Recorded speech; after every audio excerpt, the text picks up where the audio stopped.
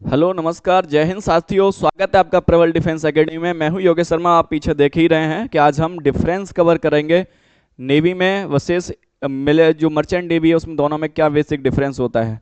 देखने में दोनों की यूनिफॉर्म लगभग एक जैसी दिखती हैं, लेकिन दोनों में उतना ही फर्क भी है। सिमिलरिटीज़ और डिफरेंसेस दोनों की बात करेंगे।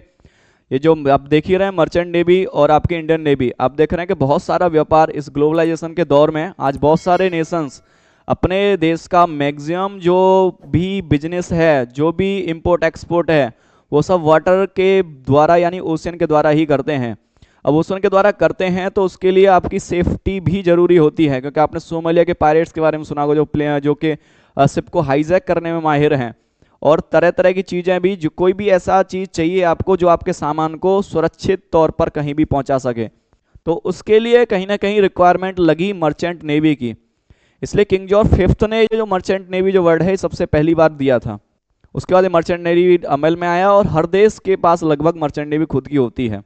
लगभग ये जो मर्चेंट नेवी है अधिकतर केसेस में देखते हैं प्राइवेट अपने फंड्स, प्राइवेट जो कंपनीज होती हैं उनके द्वारा ये लीड की जाती है। लेकिन इंडियन नेवी हम बात करें तो ये पूरे रूप से भारत सरकार ओन करती है इस चीज़ को। ठीक है, और आप जानते हैं तीनों सेनाओं का जो सर्वोच्च कमांडर होता है प्रेसिडेंट होते हैं। ठीक है, लेकिन मर्चेंट नेवी इससे डिफरेंट होती है। मर्चेंट नेवी लगभग 90% 80% अगर आप बात करोगे तो ये प्राइवेट हाथों में होती है, लेकिन नेवी इस प्रकार से नहीं है। नेवी पूर्ण रूप से गवर्नमेंट रोल है इसका, और इसका काम स्ट्रेटेजिकल अपनी वाटर बाउंड्री की सेफ्टी करना, दुश्मन से देश की इंटीग्रिटी की रक्षा करना, और मुस्तैदी, जैसे आप जानते हैं ना कि आप पूरी की पूरी अगर इंडियन बात करो, पूरी 6100 किलोमीटर जो वाटर बाउंड्री है, अगर अंडमान निकोबार को मिला लें 7516.6, तो इस वाटर बाउंड्री की जो जिम्मेदारी है वो कहीं ना कहीं, जैसे आप जानते हैं कि 12 नॉटिकल माइल तक जो आपकी है वो टेरिटरी होती है आपके पास में। अगर उसमें किसी भी देश का शिप अगर एंटर करता है तो आप उसे अटैक कर सकते हैं। वो कहीं ना कहीं आपकी इंटीग्रिटी को चैलेंज कर रहा होता है। लेकिन उससे आगे जब आप 24 नॉटिकल माइल बढ़ते हैं तो वहाँ आप कस्टम ड्यूटी लेने के हकदार होते हैं। लेकिन उससे आगे जब आप निकलते हैं 200 नॉटिकल माइल तक, तो वहाँ के केवल एक्सक्लूसिव जो रिसोर्सेज उन पे आपका अधिकार होता है, बाकी आप किसी को अटैक नहीं कर सकते, कस्टम ड्यूटी नहीं ले सकते हैं। तो इन सब चीज़ों की देखरेख की जिम्मेदारी और सिक्योरिटी की जिम्मेदारी कहीं ना कहीं इंडियन नेवी की बन जाती है। और जैसे कि आप जानते ही हैं कि इंडियन ओशियन कहीं ना कहीं बिलोंग करता है इंडिया को, और इंडिया की एक पावरफुल नेवी को। उसमें जैसे कि चाइना पैर पसारने की कोशिश कर रहा है और वो कहीं ना कहीं चाहता है कि इंडिया का दबदबा इंडियन ओशियन में कम हो, लेकिन ये इंडियन नेवी और भारत के वीर जवानों के होते हुए नहीं हो सकता। तो आइए इसको कवर करते हैं और शुरू करते हैं। बात करेंगे मर्चेंट नेवी और इंडियन नेवी में क्या बेसिक डिफरेंस है। कुछ बेसिक डिफरेंसेस जैसे कि हमने बताए भी। अगर आप देखें कि दोनों जो मर्चेंट नेवी हैं और इंडियन नेवी वो किस प्रकार के शिप ऑपरेट करती हैं, तो आप देखते हैं मर्चेंट नेवी के जो शिप होते हैं वो जनरली देखने में आपके पास में होते हैं, जो मर्चेंट नेवी है वो कहीं ना कहीं जो आपके यात्रियों को ले जाना या फिर किसी सामान का इंपोर्ट एक्सपोर्ट करना, इससे रिलेटेड आपके पास में जो शिप्स हैं वो मर्चेंट नेवी ओन करती है। लेकिन आपके पास देखोगे इंडियन नेवी लगभग 300 से ज़्यादा शिप्स इंडियन नेवी के पास में, और वर्ल्ड की लगभग 4th-5th लार्जेस्ट नेवी है। तो इसके पास में कहीं ना कहीं आपके पास में डेस्ट्रॉयर भी, एयरक्राफ्ट कैरियर भी, फ्यूलर भी, फ्रिगेट भी, सबमरीन भी, इस प्रकार के सारे जो भी इक्विपमेंट्स, जो भी एक पावरफुल नेवी की पहचान होती है, वो सारे के सारे इंडियन नेवी ओन करती है। लेकिन मर्चेंट नेवी के पास ये सारी चीज़ें नहीं होती, क्योंकि मर्चेंट नेवी का काम ही है सिर्फ इंपोर्ट एक्सपोर्ट किए हुए सामान को सुरक्षित तौर तरीके से किसी देश तक पहुंचाना, और दूसरी चीज़ यात्रियों को भी पहुंचाने का काम मर्चेंट नेवी करती है। अगर आप बात करोगे operation in terms of territory के बारे में बात करें, तो ships can operate beyond the territorial water of the India. दोनों बात करोगे, देखो दोनों को ही देश विदेश जाने का मौका मिलता है, इंडियन नेवी भी as well as merchant navy भी, क्योंकि ये टेरिटोरियल वाटर बाउंड्री इंडिया से भी और इंडिया के बाहर भी अगर आपको कोई सामान पहुंचाना है तो उसके लिए भी। ठीक है, अगर ships would operate in the territory waters of India unless required.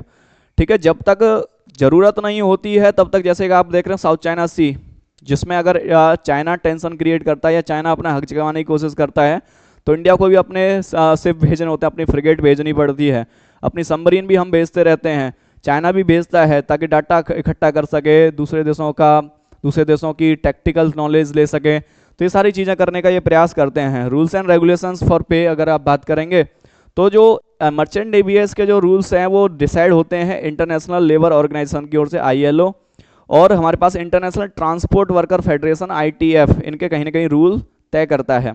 लेकिन इंडियन नेवी की अगर आप बात करो तो इंडियन नेवी जो है वो गवर्नमेंट की है और फर्म है कंप्लीट तरीके से, और ये ओन करती है क्योंकि सर्वोच्च सेनापति राष्ट्रपति है तो राष्ट्रपति जी को ही ओन करती है, और उसके ऐसे जितने भी रूल्स रेगुलेशन जो भी सेटअप्स हैं वो सब गवर्नमेंट ऑफ इंडिया के द्वारा बनाए जाते हैं। ठीक है, नेक्स्ट अगर बात करोगे इंडियन नेवी और मर्चेंट नेवी की बात करें तो इंडियन नेवी जो है मैरीटाइम आर्म्स है, और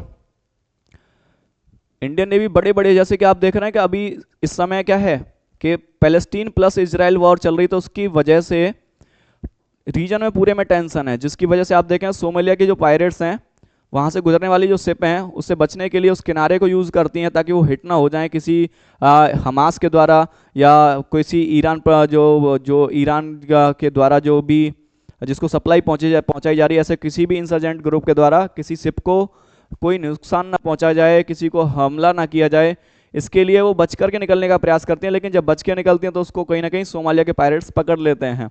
तो इसके लिए इंडियन आर्मी ने कई ऑपरेशंस चलाए, कई वीडियो भी जारी करी जिसमें आप देखते हैं कि इंडियन नेवी का दबदबा किस प्रकार से इंडियन ओशन में है।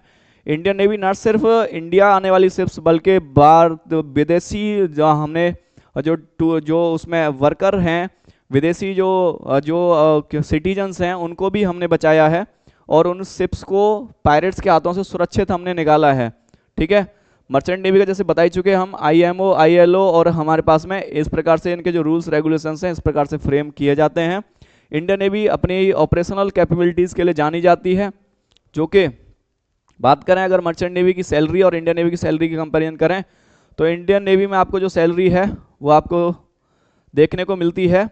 आपका पर्सनल ब्लू अगर हम बात करें ऑफिसर रैंक की तो 56,000 से लेकर के आपका ये जो भी अलाउंसेस जिस भी हिसाब से देख सकते हैं आप 2.25 लाख तक आपके पास में रहती है। लेकिन अगर मर्चेंट नेवी की बात करें तो मर्चेंट नेवी में स्टार्टिंग आप 15,000 से भी मान सकते हैं, 15,000 से लेकर के 7 से 8 लाख का भी आपके पास में पैकेज हो सकता है। ठीक है, लेकिन इसमें अपना इंडियन नेवी में एक और चीज़ है, आपके पास में रिटायरमेंट की एक फिक्स एज होती है, उसके बाद आपको रिटायर होना ही होता है। इंडियन नेवी में आपका जब तक फिजिकल एंड्योरेंस जवाब नहीं देता तब तक आप काम कर सकते हैं, या जब तक आपको चीज़ें ठीक चल रही हैं उस हिसाब से आप अपना कर सकते हैं, मर्चेंट नेवी और इंडियन नेवी। ठीक है, सैलरी में थोड़ा सा डिफरेंस है लेकिन फैसिलिटीज जो इंडियन नेवी मिलती है वो मर्चेंट नेवी में कहीं ना कहीं नहीं मिलती हैं। बात करें इंडियन नेवी की, अगर हम बात करेंगे सैलरी अगर देखोगे तो आप सीमैन की सैलरी जो देख रहे हैं इंडियन नेवी के अंदर वो आपको लगभग 20,000 रुपये के करीब देखने को मिलती है। फर्स्ट क्लास की अगर बात करोगे तो वो भी आपको लगभग इतनी ही रहती है। आप PT ऑफिसर या जो लीडिंग सीमैन है chief PT officer master chief officer ये आप देख ही रहे हैं 34,000 34,800 20,200 34,800 लगभग इनकी इसी प्रकार से रहती है। इस साइकिल में आप देख रहे हैं। इससे आगे जब आप ऑफिसर रैंक पे आते हैं सब लूटेनेंट पोस्ट पे, यहाँ से स्टार्ट होती है आपकी ऑफिसर रैंक। तो ऑफिसर रैंक पे आप देखते हैं तो आपकी 56,100 से लेकर के 1,77,500 के करीब आपका सैलरी बनता है।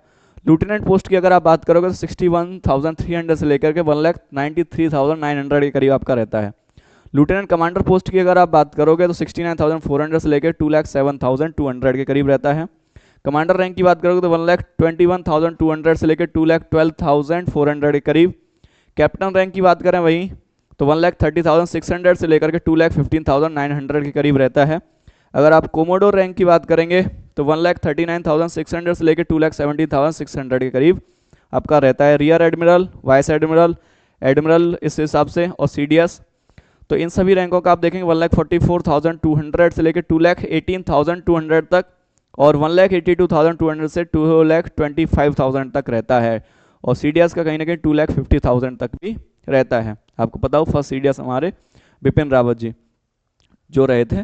ठीक है, नेक्स्ट आप बात करेंगे तो अगर हम बात करें मर्चेंट नेवी और इंडियन नेवी में मिलने वाले जो बेनिफिट्स होते हैं ये देखो अलग अलग। आप मर्चेंट नेवी और इंडियन नेवी में अगर कंपेरिजन करोगे तो इंडियन नेवी में कहीं ना कहीं आपको जो फैसिलिटीज़ हैं कैंटीन फैसिलिटीज़ हो या मेडिकल फैसिलिटीज़ हो ये पेंशन फैसिलिटीज़ हो ये कहीं ना कहीं मर्चेंट नेवी से आपको ज़्यादा देखने को मिलती है। ठीक है, मर्चेंट नेवी में इस प्रकार की फैसिलिटीज़ आपको नहीं मिलती हैं। आपका पे स्केल ठीक रहता है, ठीक ठाक है आपका, लेकिन उतना कंसर्न भी रहता है क्योंकि आप देखें जैसे कि जो भी इजराइल प्रो शिप्स थी उसको कहीं ना कहीं ईरान ने स्ट्रेट जो आपका उसको कैप्चर कर लिया और उसमें जो भी मर्चेंट नेवी के जो वर्कर्स थे वो इंडियन ओरिजिन के थे, लेकिन फिर भी उनको ईरान की जेल के अंदर रहना पड़ा। और after the intervention of Indian government, Bharat सरकार के इंटरवेंशन के बाद ही उनको कहीं ना कहीं छुड़ाया गया। तो इसमें कंसर्न भी रहता है एक तो पायरेट्स के निशाने पे इस हिसाब से। लेकिन अगर आप इंडियन नेवी में आपको कहीं ना कहीं चैलेंज फेस होता है तो इंडियन नेवी 2400 घंटे आपकी सेवा में आपको सुरक्षा प्रोवाइड करने के लिए और देश की इंटीग्रिटी को बचाए रखने के लिए तत्पर रूप से खड़ी है, वो आपकी मदद के लिए जरूर आएगी। ठीक है, क्योंकि हमने देखा बहुत सारे ऑपरेशन इंडियन नेवी के द्वारा चलाए गए हैं और आने वाले समय में चलाए भी जाएंगे जिस तरह की आवश्यकता रीजन को महसूस होगी। जो इस समय हम देख रहे हैं कि पायरेट्स का, सोमालिया के पायरेट्स का अगर जो बढ़ रहा था दबदबा, उसको कम करने के लिए इंडियन नेवी ने ऑपरेशंस चलाए और उनको कैप्चर भी किया बाकायदा। उनको कैप्चर करके इंडियन जेलों में भी डाला है इस हिसाब से। नेक्स्ट आप बात करेंगे अगर हम मर्चेंट नेवी और इंडियन नेवी के अगर हम एलिजिबिलिटी क्राइटेरिया की अगर बात कर लें तो इसके लिए मर्चेंट नेवी के लिए आपको अप्लाई करने के लिए 10+2 में आपका कम से कम 50% मार्क्स का होना जरूरी है। और आपके पास में PCM यानी कंपलसरी है आपके पास में कि 10+2 में आपके पास में PCM हो ही हो। अगर आप हायर रैंक के लिए आप अप्लाई करते हैं तो उस हिसाब से आपके पास बैचलर डिग्री और उस हिसाब से उस स्ट्रीम में आपके पास होनी चाहिए, नॉटिकल साइंस में या मरीन इंजीनियरिंग या फिर नेवल इंजीनियरिंग में या फिर मरीन इंजीनियरिंग में जैसी चीज़ों में आपके पास में होनी जरूरी है। आपका एज जो है वो 17 से लेकर 25 साल के बीच होना चाहिए मर्चेंट नेवी ज्वाइन करने के लिए। वहीं आप इंडियन नेवी की बात करोगे तो इंडियन नेवी में आपको पर्सनल ऑफिसर रैंक पे आपको जो अग्निवीर है, MR, SSR और AA इस तरह की एंट्री देखने को मिल जाती हैं। आप ऑफिसर रैंक पे बात करोगे तो आपको NDA, CDS और INET इस तरह की आपको एंट्री ऑफिसर रैंक के लिए देखने को मिलती हैं। लेकिन इनके लिए भी 10+2 आपका PCM से होना जरूरी है और अभी रिसेंटली परसेंटेज बार इंडियन नेवी की ओर से हटा दिया गया है। ठीक है, यानी पास आउट अगर आप हैं 10+2 आपका PCM में है तो आप अप्लाई कर सकते हैं।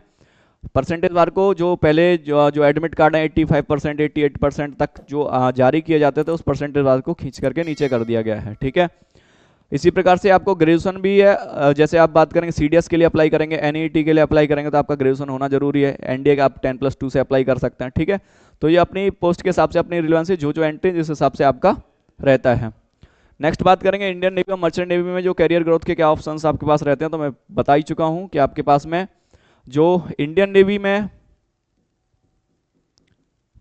नेवी आपको काफ़ी ज़्यादा मौके प्रोवाइड कराती है अपनी लाइफ, क्योंकि यहाँ पे ना फैसिलिटीज़ जो हैं वो मर्चेंट नेवी से ज़्यादा है। मर्चेंट नेवी में आप एज आ प्राइवेट तौर पे आप विश्व घूम सकते हैं और पैसा भी कमा सकते हैं, लेकिन जो रुतबा इंडियन नेवी का होता है, जो सम्मान, जो डिग्निटी जो इंडियन नेवी का, वो कहीं ना कहीं मर्चेंट नेवी में देखने को नहीं मिलता है। ठीक है, हालांकि हम कंपेरिजन कर रहे हैं, हम ये नहीं कह रहे हैं कि मर्चेंट नेवी ठीक नहीं है, ऐसा कोई कंपेरिजन नहीं कर रहे, बस कंपेरिजन हम इस वाइज कर रहे हैं कि आपका वर्क शेड्यूल, आपकी कैरियर ग्रोथ के जो ऑप्शंस हैं आपके पास में किस किस प्रकार से रहते हैं। आपको अगर मर्चेंट नेवी के अंदर ग्रो करना है तो आपको रिलेवेंसी बनाए रखनी होती है, आपको उस तरह की एजुकेशन क्वालिफिकेशन मेंटेन करनी पड़ती है। ठीक है, लेकिन अगर आप एज आ यहाँ ऑफिसर रैंक पे गए हैं तो आपके प्रमोशन आपका जैसे देते हैं 2 से 3 साल में आपका प्रमोशन, फिर उसके बाद 4 साल 5 साल नेक्स्ट में आपका प्रमोशन होते रहता है। ठीक है, तो एक हमने full comparison merchant navy versus Indian navy के अंदर देखा। उम्मीद है ये वीडियो आपके लिए हेल्पफुल रहा होगा। आगे इसी तरह की वीडियो देखने के लिए आप बने रहिए हमारे चैनल पे। अगर ये चैनल आपने अभी तक सब्सक्राइब नहीं किया है तो सब्सक्राइब कर लीजिए, वीडियो को लाइक कर दीजिए। मिलेंगे अगले इसी प्रकार के एक और वीडियो में, तब तक के लिए जय हिंद दोस्तों।